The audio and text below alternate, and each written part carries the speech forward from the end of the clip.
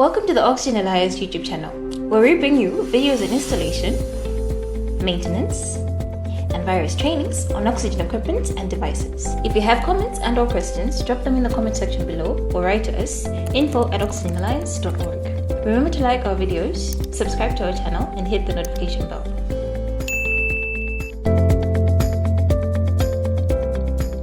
Hello, everyone, and welcome to another session of Oxygen Talks brought to you by the Oxygen Alliance. My name is Foster Sentala, and I am a biomedical engineer for Oxygen Alliance, and I'll be your host today. I'm joining this call from Lilongwe, Malawi. This is where we have the headquarters of Oxygen Alliance. I would also like to know wherever you're joining us from, so you can do that by pasting your names and your location in the chat. If this is your first time, or if you're not part of our emailing list and you want to be added, you can also paste your email addresses in the chat. So today, the Oxygen Alliance is introducing another approach of how we deliver our webinars. So first of all, we're expanding our margins from covering only oxygen-related equipment discussions. And now, from beginning now and onwards, we will start to cover a wide range of medical equipment topics in general. So in addition to this, the oxygen and partner talks will be delivered in theme packages grouped per every quarter of the year. For example, in this third quarter of 2024, we'll give you webinars under the theme of medical imaging technologies. We are also bringing you an exciting news today, something that we have all been longing for, and this is the issuing of certificates. So after we have received a lot of requests from our audience, the Oxygen Alliance is thrilled now to inform you that today, along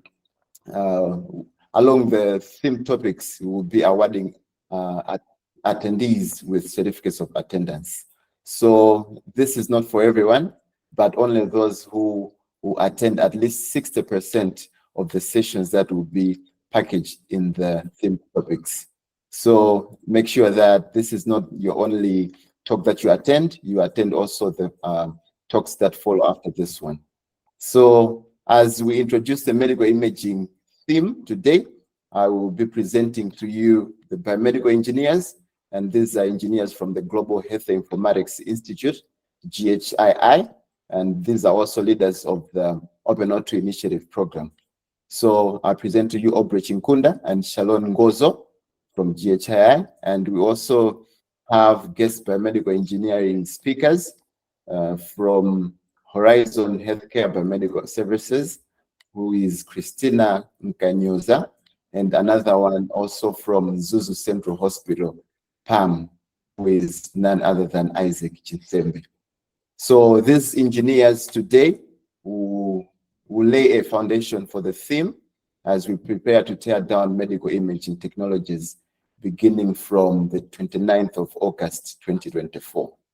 So without wasting much time, let me hand you over to Aubrey Chinkunda, who is the first speaker for today, and enjoy the presentation. Over to you, Aubrey. Hi, thank you. Thank you very much, Foster. Good afternoon, good evening to everyone who's joining the call. My name is Aubrey Chinkunda, as Foster has already said, so I'll take you through the outline of the presentation that we have for you today. We're going to talk about the introduction of medical imaging equipment, and then we're going to dive deep into ultrasound imaging, then MRI after that, then X-ray and computer tomography, which is CT, at the end. So before we talk about different medical imaging technologies, let's just try to unpack and understand what we mean when we talk about medical imaging. So when we say medical imaging, we mean a technique to visualize internal structures of the body. And the main aim is to diagnose medical problems and aid in the treatment of these medical problems. There are various technologies that are out there, and some of them are listed on the slide. You have X-rays, you have computer tomography, which uses a combination of X-rays and advanced computer technology. You also have MRI, which uses magnetic fields and radio waves to develop the images. You have ultrasonography, which uses ultrasound waves, and we also have positron emission tomography, PET, which uses radioactive material. From my experience, I've never met technologies that use PET, and I think this is the same for my colleagues here in Malawi, and would love to hear if you have some experience with this. I think it would be something that we're interested to learn from. As of now, this is something that we've never experienced. So yeah, these are just some of the technologies that are out there. We're not going to discuss PET. We'll only talk about the X-ray, CT, MRI, and ultrasound. So let's get started with ultrasound. What do we mean when we say ultrasound? So an ultrasound wave is a mechanical longitudinal wave that has a frequency that is above the hearing range. So basically, these are just high frequency sound waves, specifically above 20 kilohertz, because the human hearing range starts from 20 hertz to around 20 kilohertz, and then any sound waves above that are ultrasound waves. And when we talk about medical ultrasound waves, we're talking about waves within the range of 2 megahertz to around 16 megahertz, as it is shown in the diagram that is in the slide. As you can see, it's labeled medical diagnostic ultrasound from 2 megahertz to going above to the right. So when we say ultrasound imaging, is simply using these high frequency sound waves to create real-time pictures or videos of internal organs or other soft tissues in the body, such as blood vessels. The good thing or the advantage of ultrasound imaging is there's no ionizing radiation exposure, which is not the case with other medical imaging technologies, such as X-rays, that my colleagues would discuss more in the upcoming slides. So that's already an advantage that is there when we're talking about ultrasound imaging. It is also known as ultrasonography. And generally, I'd say they're categorized into two. There's diagnostic and therapeutic. And in the diagnostic ultrasound imaging, you're simply just visualizing the internal organs, the structure. And in the therapeutic, you're using these high frequency sound waves to modify or destroy certain tissues in the body. So you can be using the high frequency waves to hit the tissue or dissolve some blood clots, depending on the diagnosis that is made by the medical personnel. So basically, that's what we mean when we say ultrasound imaging. Let's look at the ultrasound machine. Let's try to break it down and see the various parts that are there. So this is just an illustration of a ultrasound machine. You have a screen, you have a keyboard, you also have some controls on there. You have a computer that has a central processing unit to process the waves. You also have the transducer probe, which is the main part of the ultrasound machine. So let's dive deep into each of these parts of the ultrasound machine. So the transducer probe is the main part of the ultrasound machine. It generates and receives sound waves, the high frequency ultrasound waves, using a principle called piezoelectric effect or pressure electricity, which I'll go into detail in the coming slides. And usually they're made of thin discs of ceramic material, mainly lead zirconet. And also these discs are of different thicknesses, and the thickness is going to determine the frequency of the ultrasound. So the transducer probe has different parts. As you can see in the diagram, there are various parts to the transducer probe, but let's focus on the piezoelectric crystal and the part that is also labeled electrodes, which apply an electric signal to the piezoelectric crystal. So I mentioned that ultrasound uses a technique known as piezoelectric effect, and this piezoelectric effect is is a technique that is possessed by the piezoelectric crystals that are inside the transducer probe. And when we say the piezoelectric effect, this is it's an ability of the piezoelectric crystals to basically change mechanical energy to electrical energy, and they also work in reverse. So as you can see here, you have the direct effect, which says mechanical strain produces a voltage. So when you provide a mechanical force to piezoelectric crystals, they're going to produce a voltage. That's the direct piezoelectric effect. And when you say in reverse, when you apply an electric voltage to the piezoelectric crystals, they're going to produce a mechanical energy. So that's why the probe is known as the transducer probe, because it's converting energy from one form to another. So in this case, from mechanical energy to electrical energy, and it's also going to work in reverse. So this is the main function of the transducer probe, to produce the ultrasound waves after it has been given the voltage, and it will also convert the electrical waves, the sound waves that are reflected back into electrical waves that are sent to the computer, and then the computer is going to do some calculations to generate either the video or the image on the screen. So there are various types and shapes when it comes to the transducer probes. As you can see on the image, you have curved array, you have endocavity, you have convex linear. So for the endocavity transducers, they are mainly used in women's health applications for urological functions. For the phased array, they're mainly used by cardiologists for cardiac examinations. For the linear array transducer probes, they have various functions. You can use them for musculoskeletal applications or even vascular applications. So let's move on to the next part, which is the CPU, which is like the brain of the ultrasound machine. And the CPU is going to coordinate the signals that are emitted and received by the transducer probe, and it's going to interpret these electrical signals and form a visual image on the monitor or the screen.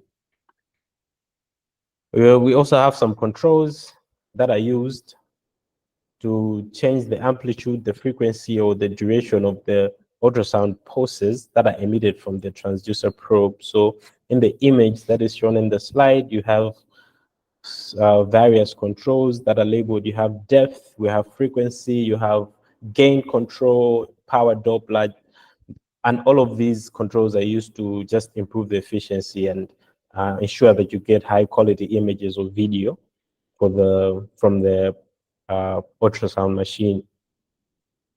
The ultrasound machine also has a display or a screen that's going to display the images or the video that has been produced by the CPU. It also has a keyboard that can be used to enter patient data so that you can save the images with the patient's name or any unique information, so that the data is easily kept. And the images, the ultrasound machine also allows you to connect it to a printer so that you can print out the image and get a physical copy of it. So those are the main parts of the ultrasound machine. Now that we have looked at the parts, let's see how the ultrasound machine works. So as I mentioned, the ultrasound machine is going to produce ultrasound waves. These are high frequency sound waves that are transmitted into the body using the transducer probe, as it is shown on the image by the physician who's placing the probe on the abdomen of the patient who's lying down. And then the waves are going to travel into the body, and then they're going to hit a boundary between tissues. Some of the waves are going to be reflected back to the transducer probe, and the reflected waves are going to be picked up by the probe and relayed to the machine. And the machine, which is the computer, the CPU is going to calculate the distances and the intensities of the echoes, and it's going to form an image on the screen. And that would be the ultrasound image that will show you the internal organ that you're visualizing. So basically, that's how the ultrasound machine works. There are various applications of ultrasound. There are a lot of applications. These are just some of the applications that have been listed. You have urology, so they're used to examine the urinary tract. You have cardiology to in cardiac examinations, abdominal applications to visualize abdomen and be able to tell where abdominal pains are coming from. We also have pulmonology to look at thoracic problems, or anything to do, to look at thoracic problems. So the images that are shown here, you have the images that are, let's start with the image that's on the top right. This is one of the most common applications of ultrasound in obstetrics to monitor the growth of the fetus.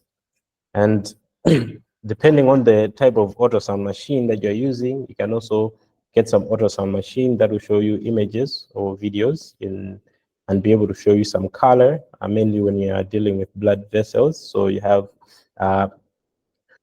different machines that can use either the power Doppler or the color Doppler modes.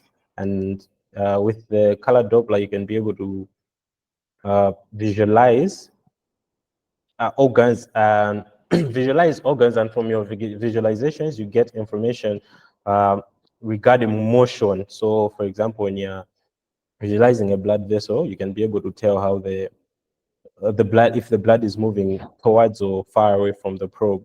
And using the colors, you can, like, if usually when it's red, it will show you that it's going close to the probe, and blue, it's going away from the probe. So you can tell how the blood is flowing in the different arteries or the veins, and make a diagnosis from that. So these are the various applications of ultrasound. And as I say, there are a lot of applications. These are just some that we could list here, but there are a lot of applications. But reaching this point, that is all I had on the ultrasound machine. I'll hand it over back to the host to take us through the pause. Thank you very much. Over to you, Foster. Thank you very much, Aubrey, for your presentation. So our audience will break a bit for a minute to take the pause. So 2 poll questions have been launched. So I'll quickly read the poll questions so that we can go through them together. The first question reads, do you have any experience in working with positron emission tomography? So if you have any experiences, please vote for yes. If not, then choose no. The second question is ultrasound imaging applied in obstetrics and gynecology? So that is just to test whether you are following or not.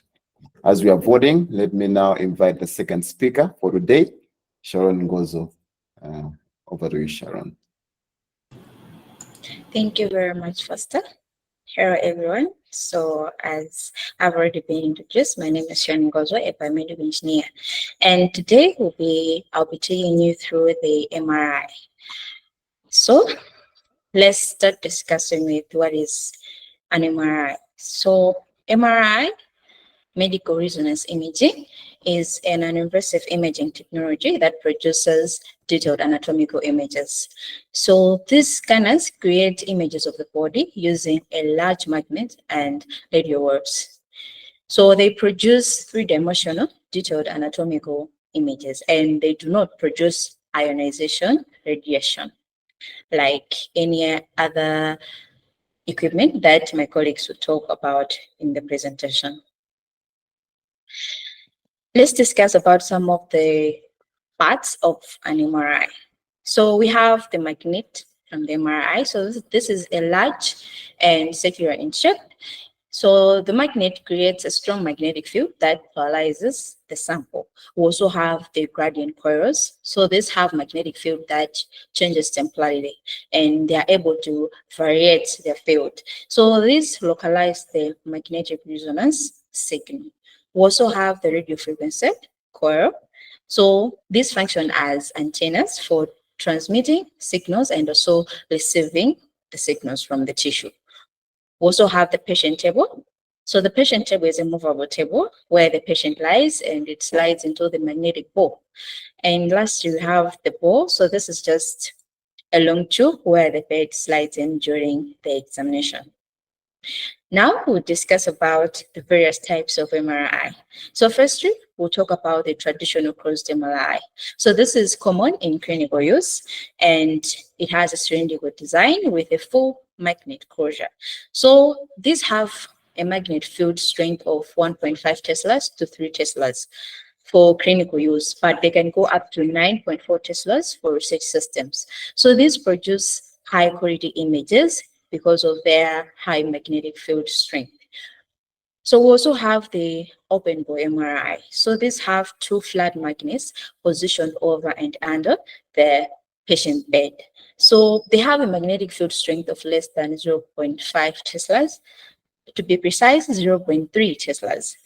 And they do not produce good quality images. Despite them not producing good quality images, they do offer patients greater visibility when they are inside the magnetic closure. So we also have the applied MRI. So these have a lower Tesla rating, usually 0.5 Teslas to 0.6 Teslas, and they do not provide a good image quality. So the wide open design allow patients to feel comfortable during MRI examination, especially for those who have claustrophobia. Moving on, let's talk about the basic operation of the MRI. So the human body is made up of mostly water molecules, which consist of the hydrogen and oxygen atoms. So at the center of each hydrogen atom is a smaller particle called a proton. So protons are tiny magnets and are very sensitive to magnetic fields, as we all know. So when the patient lies under the powerful scanner magnet, the protons in the body align with the magnetic field from the machine. And then radio waves are sent to the body. So when the radio waves are sent, they knock off the protons out of alignment, either by 90 degrees or 180 degrees to the magnetic field. So at this point, the protons absorb the waves. So when the radio waves are turned off, the protons, they align with the magnetic field. And at this point, they release the magnetic energy. So this energy is picked up by the receivers. So these signals provide information about the exact location of the proton in the body. So they also help to distinguish between the various types of tissues in the body, because the protons in different types of tissue, they align at different speed and produce distinct signals. So just as millions of pixels on a computer screen can create a complex picture, the signals from the millions of protons in the body are combined to create a detailed image of the inside of the body. So it is unlikely to get the results of the scan immediately. It may take a week or 2. Now let's talk about the application of MRI. So MRI is applied in neurological assessment. So this is where they diagnose the brain condition like the tumors and the strokes and any other conditions. MRI is also applied in musculoskeletal. So this is where they examine the joints injuries, ligament tear, the cartilage damage, genetic muscle diseases, and other things concerning the bones. It is also used in cardiac imaging. So this is where they examine the function and structure of the heart. So here the assessment of heart diseases and any other abnormalities take place. We also have the functional MRI. So this is where now the brain activities are tested. It is also used to detect and monitor tumors in various organs. So this is oncology. It is also applied in abdominal imaging. So here, this is where the examination of organs such as the kidneys and pancreas is done for abnormalities or any other diseases. Lastly, it is also used in angiography or magnetic resonance angiography, MRA. So this is the examination that focuses on blood vessels to detect abnormalities or blockages. And here, a contrast dye is combined in the examination so that the vessels can be seen clearly. So these are just some of the applications where MRI is used, but it is used in a lot of things. So reaching this far, this is all I had for you about MRI. Thank you very much for your attention. So now I'll hand it back to Foster for the poll. Thank you very much, Sharon, for your presentation as well. I see people are voting for the first polls. So for the first question, which say, do you have any experience in working with postal and emission tomography? I see we have 2 people that actually have experience in PETs. I guess it would be wise if you can just also paste your email in the chat so we can reach out to you and collaborate on this. The second question was asking whether ultrasound imaging is applied in obstetrics and gynecology, and for this one, the answer is yes. I see all votes are on yes, except for 2 who say they're not sure. So I guess you can go back to this presentation and then you get the answer from there. The second set of questions for the polls, the first one reads, is this statement true or false? The statement says MRI produces 3D images. So vote if this is true or false. The second one says, do you have an experience in operating MRI equipment? So if you have an experience in this, please also vote for yes and drop your email in the chat.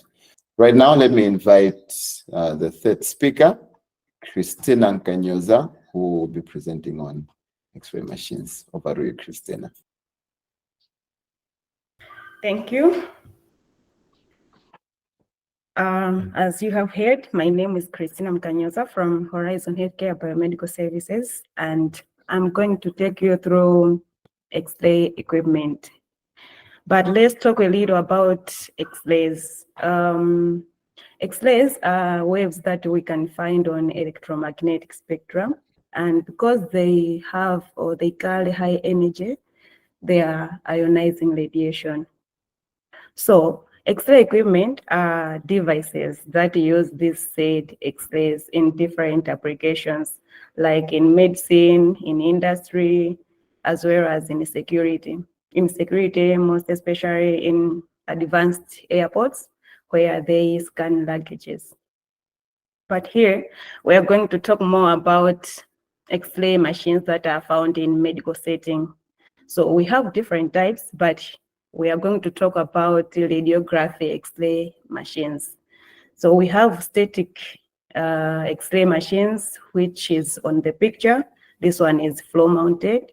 We also have mobile X-ray machines, which are mainly used for patients who cannot move from their wards to the radiology department. So they take the machine to where they are, like in ICU.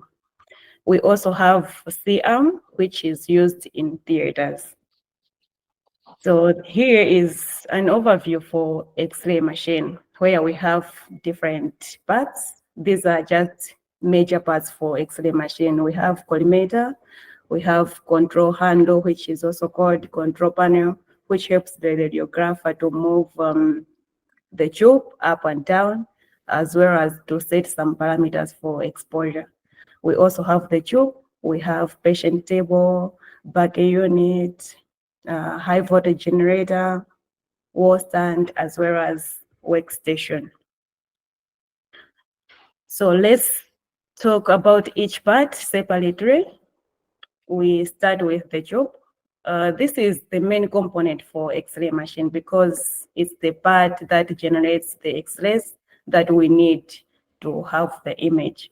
So it also has some parts like anode and cathode, which are contained in a vacuum envelope. And this vacuum envelope is also placed in a tube casing where there is also oil for cooling, because out of 100% of electrons energy that the tube produces is only 1% that is converted to X-rays, but the 99% is converted to heat. So this oil is used to cool the tube. It absorbs that heat. Then we have a collimator. The function for collimator is only to collimate or to focus the X-ray beam to specific area on the patient. So this is done by the shutters which are found inside the collimator, and this can be adjusted by the knobs on the collimator. There's also a bulb inside which supplies or which gives light for visualization of the area that we need to expose. Then we have detectors. We can just say we have X-ray receptors, because in different machines, like in analog, they use films. So films, they are also X-ray receptors. In digital, they use detectors. So in digital, detectors, they are mainly in two types. We have portable detectors. We also have fixed detectors. Then we have generator. The main purpose for generators is to generate high voltages for the tube. We all know that the power that we get from the mains is in volts, but for these machines to operate, they need kilovolts. So the generator is there to boost that power to the required amount for the machine to operate. We can also find some boards inside the generator, like rotor control board. As I have said, that anode for the tube rotates when they are doing the exposure. So the rotation for that anode is controlled by the board that we can find inside the generator, the rotor controller board. Then we have the workstation, and it is comprises of computer for data storage like images, patient information, and the application software. We also have the monitor, which is used for image viewing. We have keyboard, which radiographer uses to input some information like patient information, as well as to adjust some parameters for the exposure like KVs and MAS. We also have exposure switch. Another thing that we can know for workstation, it is always found in a separate room from where the X-ray machine is, just to avoid exposure to radiation for the radiographer. Now, let's talk about the basic working principle for X-ray machine. The current which is generated from the high voltage generator is applied to cathode side of the tube. Then the cathode filament emits electrons, which are then accelerated to the rotating anode. And when these electrons hit the anode, they produce or they generate X-ray photons, which are then accelerated or focused to the patient. But depending on the energy each X-ray wave is carrying, and also depending on the tissue it has interacted with inside the patient's body, some of these X-rays will pass through the patient and hit or get captured by the X-ray receptors, which is behind or under the patient. So what differentiates types or models of X-ray machines like digital machines and analog machines is basically the X-ray receptors and the way they process it. So in digital X-rays, we have two kinds, like computer radiography and direct radiography. Computer radiography, they use cassettes, whereby when these cassettes are exposed, they are taken to cassette reader, CR, where they use laser light to scan the image information on the cassette. Then they process it and send it to the computer for storage or to the monitor for display. In direct radiography, they use flash detectors, whereby these detectors, they process the image themselves, whereby they convert X-rays. They have scintillators on it, which converts X-rays to light. Then this light is converted to electronic signals by photodiodes. Then this electronic image information is sent to the computer for storage or to the monitor for display. And we have another type, which is analog X-ray machines, which are old technology. So these ones, they use films. So when the film is exposed, it's taken to dark room, which is manual processing, or it is taken to film processor, which is automatic processing. In both of these, they use different chemicals to process the film to have the actual image on the film. Now let's talk about, or let's see some of applications of X-ray imaging.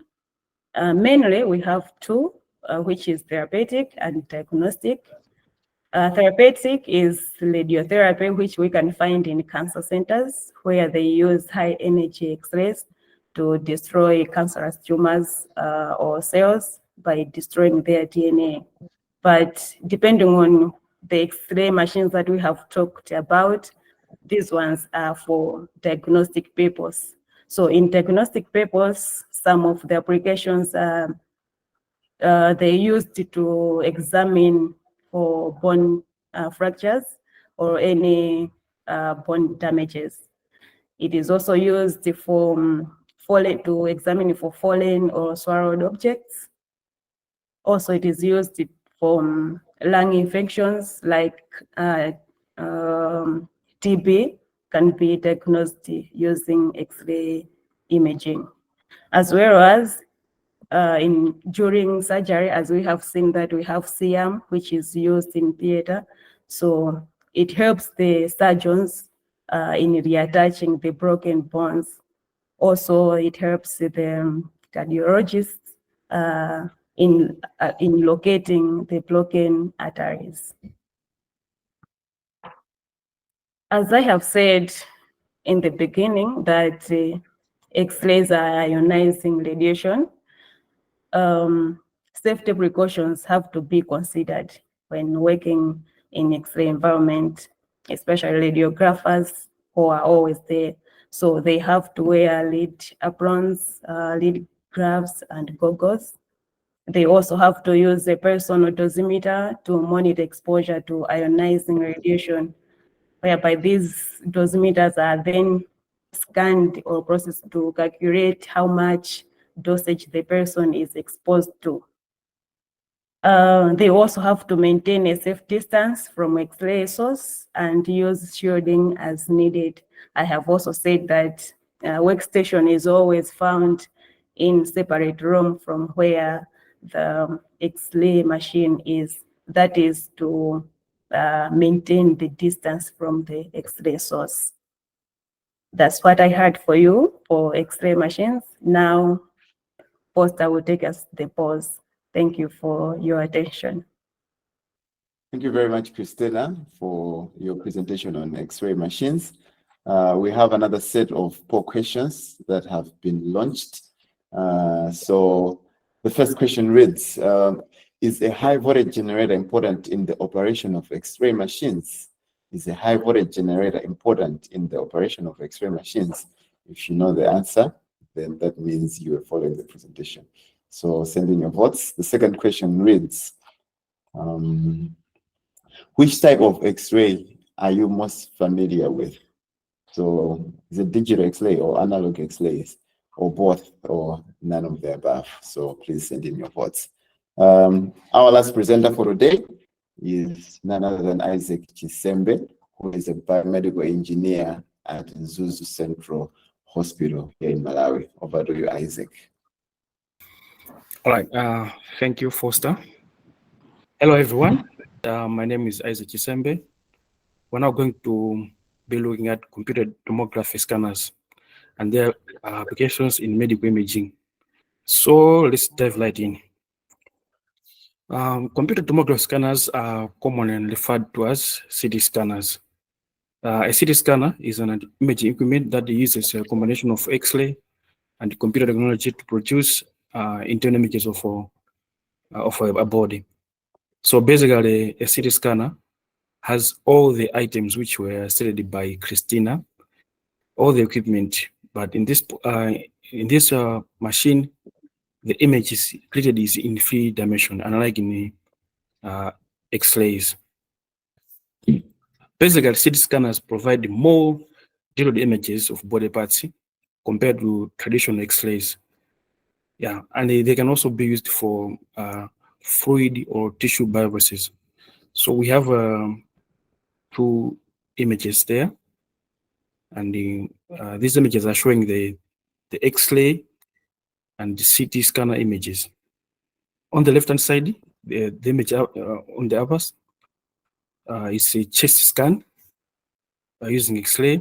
On the right-hand side is a cross-section of X-ray of chest scan using an X-ray, a CT scan.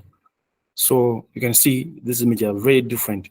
In X-ray, you cannot produce such cross-section image, while in CT scans, you can acquire that image. Down there, we have an image. You can see it's a 3-dimensional image of a hip joint. So as I said earlier, the images produced in CT scan are in 3 dimension. Moving on, we examine the basic operation of a CT scanner. Essentially, it uses a motorized X-ray source that rotates around what we call a gantry. Directly opposite this source, you find a digital X-ray detector. As the X-ray beams pass through the body, they are picked up by these detectors and transmitted to a computer. So on our image there, you can see we have our patient lying on the table. The table is also called a couch, and it's also showing a gantry, X-ray source, and down there they are showing a multiple row of detectors. So basically, this gantry rotates at a good speed, between 3 to 4 rotations per second for multi-slice scanners. Yeah, so these images are acquired while this gantry is being is rotating. We'll continue the basic operation. The computer create multiple 2D image slices of the body scans. Then using a process called tomographic reconstruction, it combines these slices to generate a 3-dimensional image of the body being examined. Basically, in a typical room, there are 3 consoles. As you can see, this is a typical CT scan room, and it's also similar to an X-ray room. So we have a machine. It's a single room, but we have 2 separate sections. We have a control room and operation room. Operation room is where we have our CT scanning machine. In the control room, we have the control consoles. So there are 3 consoles in the city. One for the technologist to operate the imaging system, where he puts all the necessary parameters for the CT scan to be captured. One for the technologist to process the images, such as let's say enhancing the images, zooming in, zooming out, removing some noise in form of artifacts. And the other computer is for physician to view images. Let's move on, where we look at types of a CT scanner. First, we have a conventional CT scanner. Conventional CT scanner, which uses higher energy X-rays to produce a higher resolution images. Secondly, we have helical or spiral CT scanner. It uses multiple X-ray beams to produce image slices of tissues at faster rate.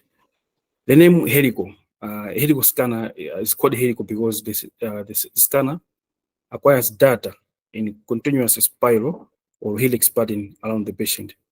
This differs from traditional CT scanner, where the scanner takes images in series of individuals, separated slices. We'll continue with the types of CT scanners. We have multi-slice CT scanner, which is similar to the helical scanner, but has some as more than one detector link. This allows it to capture moving organs or areas in dynamic motion. As I've explained, in the gantry, just have in mind the picture we had. We have multiple X-ray sources up and the multiple detectors down where it captures the X-rays produced. So then we have a portable CT scanner, which offers rapid diagnosis even within remote locations. So as you can see from the image, our portable CT scanner has canisters, other people call it fires. So this can be moved from one place to another, say from one department to another, for ease accessing the patient. This is also similar with the X-rays, where we have what we call mobile X-rays. So this is equivalent to mobile X-rays. Yeah. Again, let's lap up types of CT scanners. Here we see we have a dual energy CT scanner, which uses dual X-ray tubes and detectors to improve diagnostic accuracy. Lastly, we have a cone beam CT scanner, which uses cone-shaped X-ray beams for better diagnosis of cancer and heart disease. So the word cone beam is just a shape which is made during the X-ray production, where the X-rays are in a cone-shaped manner, hitting the patient where we want to acquire the CT scan. Next, we'll discuss some applications of CT scanner. Primarily, they are used for abdominal and pelvic imaging, as well as musculoskeletal imaging. So, as my colleague Christina have explained, basically a CT scanner uses the application of CT scanner is much similar to an X-ray, but at some point they are using one very advanced diagnosis. Continue with more applications. We also have neuroimaging, can also be used for pulmonary imaging, interventional radiology, and lastly, oncology. Now let's talk about safety. So we're looking at the key safety practices. It is very crucial to follow X-ray safety protocols for CT scanners. My colleague Christina mentioned a lot of safety precautions, which included wearing lead aprons. So all the safety precautions for an X-ray, they also apply to CT scanner. As I've already said, that a CT scanner is just an advanced X-ray in a manner of where the images are produced. That's when they differ. Since they produce a three-dimensional images, while X-ray produce two-dimensional images. So we should also observe regular maintenance and calibration to prevent malfunctions. Additionally, ongoing education for operators is essential, and the city's rooms should be well ventilated. Finally, we have comparison among X-ray, CT, ultrasound, and MRI. So this table breaks down the differences in terms of energy type, imaging type, applications, and detail level for each of these imaging technologies. So we'll start with a type of energy. In X-ray, as earlier said, we use ionizing radiation. In CT, again, we use ionizing radiation. While in ultrasound, we use high frequency sound waves. And lastly, MRI uses magnetic fields and radio waves. Imaging type. In X-ray, as I said earlier, as my colleague Christina said earlier, the images acquired in X-ray, they are in 2 dimensions, while in CT scanner, they're in 3 dimensions. In ultrasound, we have both 3 dimension and 2 dimension, and of course, we also have real-time image acquisition. MRI produces 3-dimension images. Applications. X-ray is practically used for bones, chest, and abdominal, while CT scanner also is supplied in bones, soft tissues, blood vessels. Yeah. What ultrasound? It's also used in internal organs, blood vessels, and of course fetus. MRI is also good for soft tissues, brain, and joints. Detail level. An X-ray is very good for bones and chest, while CT scan is high detail of bones. Ultrasound also gives good details of soft tissues and fluid movements. While MRI also gives high detail of soft tissues. Duration. An X-ray fortunately is very quick, while CT scan is also quick. Ultrasound varies with the examination you are doing. It may take shorter time or longer. Lastly, MRI takes a very long time. Yeah, and with that, we have come to the end of our presentation on CT scanners. I hope we have questions. Thank you. Thank you very much, Isaac, and all the presenters that we had today for the quite amazing job that you have done introducing us to the topic of medical imaging equipment. I understand there might be so many questions that this presentation has raised, but I understand this was just an introductory part. But after this call, we shall invite experts in all these medical imaging equipment. But if you have a comment or a question related to the introduction that we have done today, please be free to raise your hand and I'll give you a chance to ask or comment. And also you can use the chat or the Q&A section.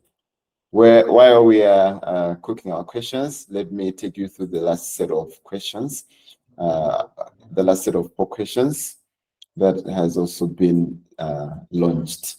So the first question says,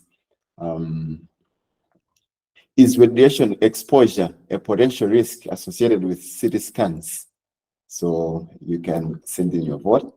The last question reads, have you ever maintained a CT scanner before, whether at your facility or any other place? So be free to send in your vote as I also take questions from the audience.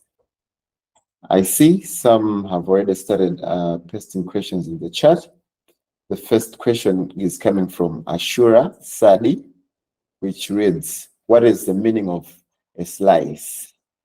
I think this is in CT scanner.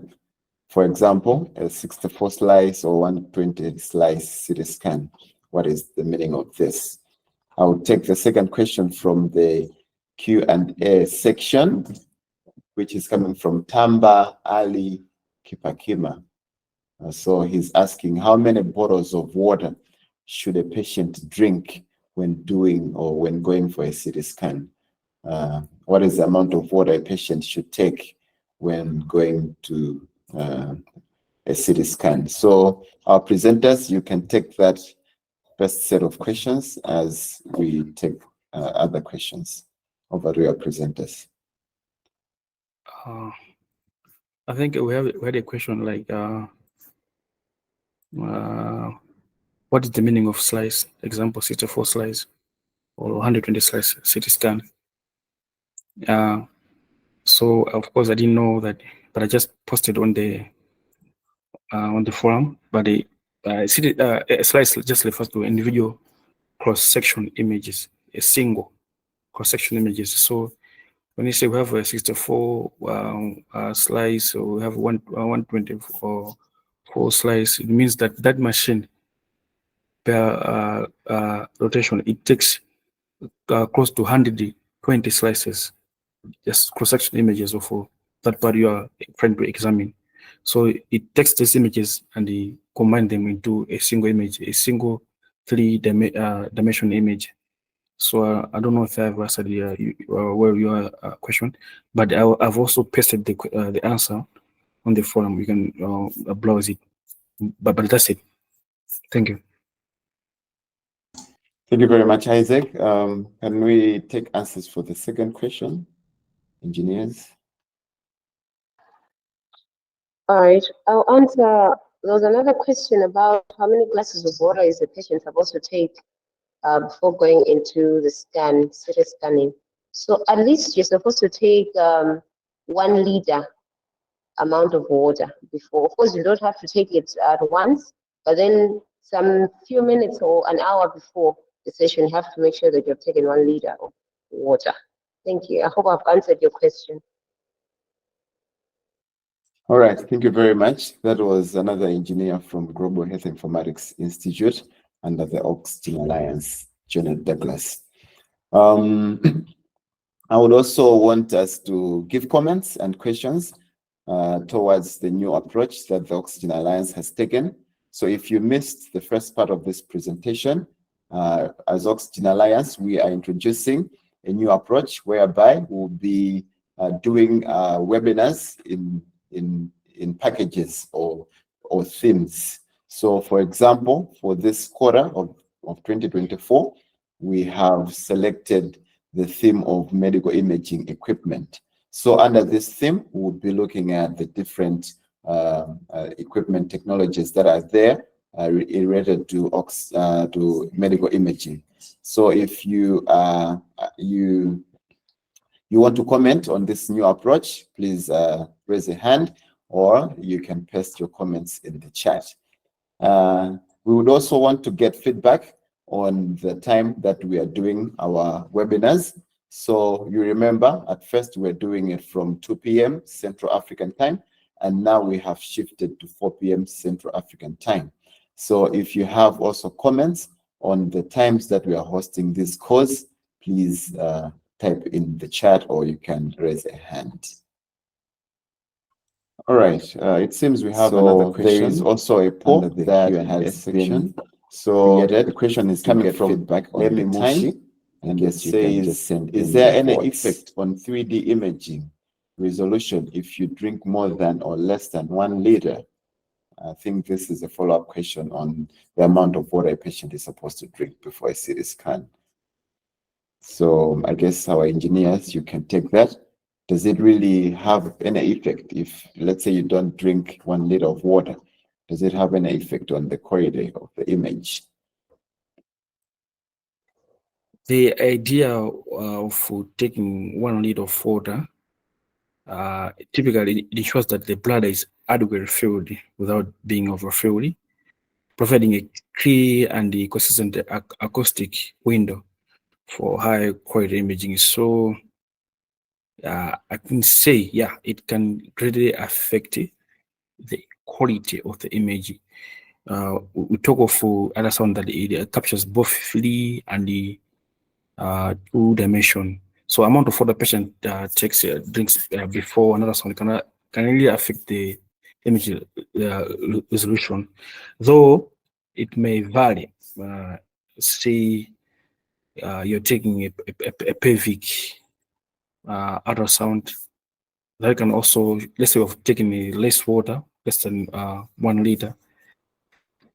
Definitely, you're gonna have an image which is of low quality. But there are other parts. Yeah, but in short, this just it can greatly affect the resolution of the image. Yeah, that's it. Thank you. All right, thank you very much, our engineer, Isaac Chisembe. I see we also have another question from Mulukeni Gebi, and the question reads, what is critical evaluation metrics we need to look for MRI patches and site assessment consideration need to be done?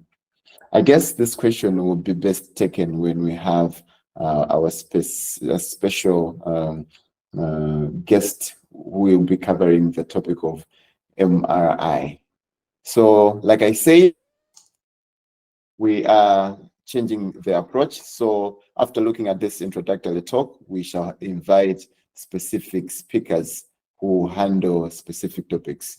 So for example, one will handle the X-ray, the other one will do MRI, the other one will do CT scan, the other one will do ultrasound.